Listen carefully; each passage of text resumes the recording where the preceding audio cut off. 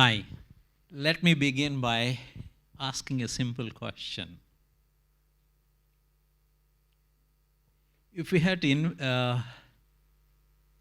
to wish a person on birthday, what is the most common and simple way we say that? We say, many, many returns of the day. In a way, it has become a common communication method to say, please have a long life. Have a long life and a healthy life. And there are many pathways for a long life. What are those pathways? One are mostly lifestyle choices you make. The other one is medical interventions. Today, I hope to take you through the exciting things in both of those domains. If I ask you, how long would you want to live? What would be the typical answer? Most people would say, as long as I'm healthy. Some people will say, forever. I've seen people who wants to live forever. Those who are a little bit romantic, extra romantic, emotional, they say, a day longer than my spouse. They say that. I heard them telling me that. But there are two central questions. We do not know how long each one of us actually can live and how many healthy years we will have. These are two questions. No one actually has an answer, right? Nobody. If you have an answer, you're going to be really a billionaire now. I can guarantee that. So this movie, which won the Best Actress Award for Julianne Moore, she beautifully acted about Alzheimer's disease sufferer. So that brings home the message that one day these life diseases will catch on with people and requires certain solutions. So she brings that message very strongly. So life with health, long life with health, I consider very special for two reasons. First thing is, when I'm born, I actually did not see my grandparents. Both of them passed away by that time. And then I looked at my family members. The average lifespan is about 35 to 70. So living up to 100 with good health is considered a distinction, somewhat special.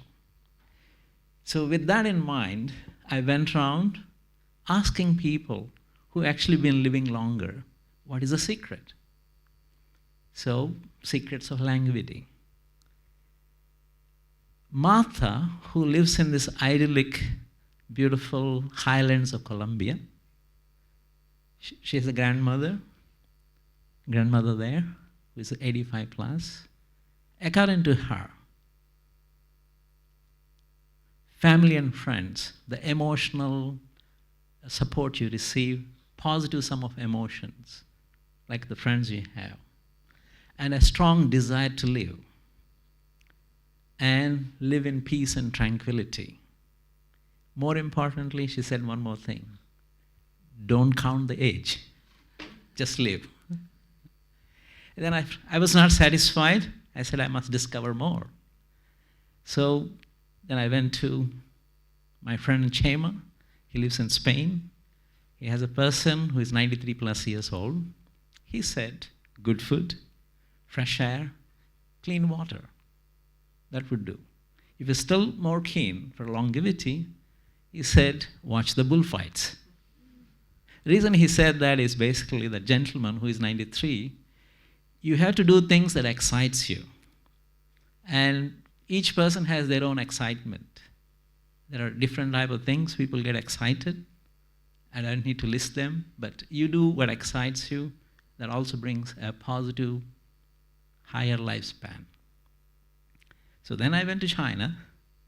So as a wise man in China, he said, control the expectations, eliminate negative feelings, and feel anger. It's very interesting. When I actually talk to some of these elderly people, they look at me and they say, when I ask them, how old are you? The straight answer, without even thinking, without blinking an eye, they say, I'm younger than you. They say that to me. So then I reflected on it. It is clear.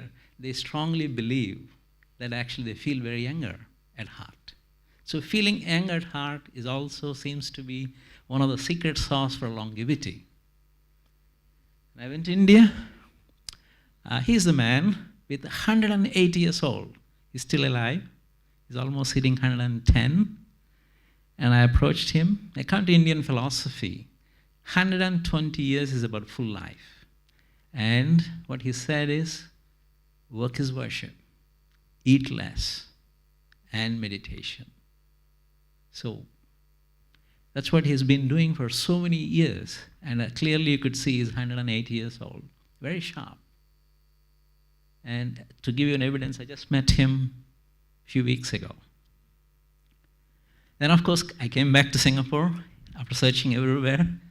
I met this gentleman. He's a Scottish gentleman, lives in Singapore.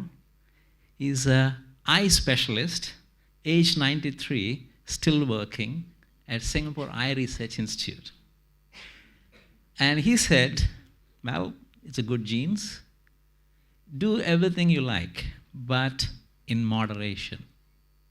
And he also said, be active mentally and physically. At the end of it, he whispered in my ears, he said, don't see the doctor. So what he actually meant is, don't see the doctor unnecessarily, right? So from there, if I put it in a reasonable, simplified way, quality with age, it declines after the middle age. And what options do we have in terms of the medical interventions? You have basically medicines, you have medical devices, you have organ transplantation, you have this new thing called regenerative medicine. I will take you through that one. So just as men, we discover, just as women, we discovered men also has a menopause, but we call it monopause, right? And it's a $1 billion industry now. There are medicines available to treat menopause. And then you got 1.5 million medical devices to choose from. Just like iPhones you choose, you can choose medical devices too. 1.5 million medical devices. These are approved medical devices. But the point is, all these medical devices only work for X number of years. There is still a challenge. Then you have something called organ transplantation. That means someone kind to you donates their kidney or liver, who needs, and then both will have a better life eventually. Organ transplantation. So if you think of it, it's not been there for a long time. Organ transplantation is only there from 1954. It's about 60 years. First human organ transplant was kidney. Then afterwards, liver, heart, even heart can be replaced. Now, there's a gentleman in Italy. He claims he can replace your head. So you can choose which body you like or which head you like. That's a head transplantation, and he claims in the next 2 years or so, he would want to do that. So, well, I wish good luck. But the fundamental issue here is a shortage of organs, donor organs. That's an issue. So that leads us to the next possibility, which is coming up, what we call regeneration, right? Regeneration is the holy grail of the medicine. So if you have a larger wound, it does not heal by itself. But if you have a minor wound, it heals by itself. So that healing process is regeneration. But when it is a large wound, it is difficult to regenerate.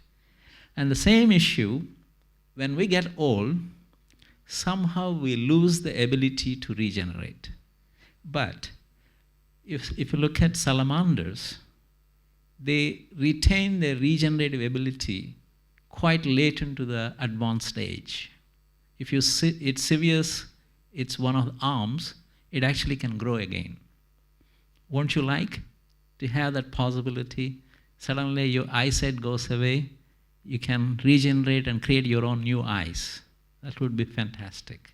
So that's the whole idea of this new regenerative medicine that's coming up. So how do we go about? There are three important elements.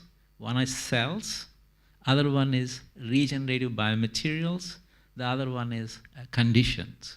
So we provide the right environment for the cells to behave in a particular way so that regeneration of the tissues and organs takes place. Now, how do we do that? You bring all these three things together and you have a regeneration. So what you see here, let me ask you, anybody did not try candy, cotton candy? I'm sure most of you tasted cotton candy. And you see the girl really liking the cotton candy. So we do two things here in a regenerative medicine. We follow the techniques similar to cotton candy. We make materials as such that the cells in the human body like them. So I produce biomaterials similar to cotton candy, but they have special features that they're liked by the cells. So eventually they regenerate. So to give you some idea, we want to take the most toughest organ in the human body for regeneration. So two organs in a human body are most difficult to regenerate. One is the brain, the other one is heart. You know, heart is very difficult to convince, you know that. At the same time, heart also very difficult to regenerate.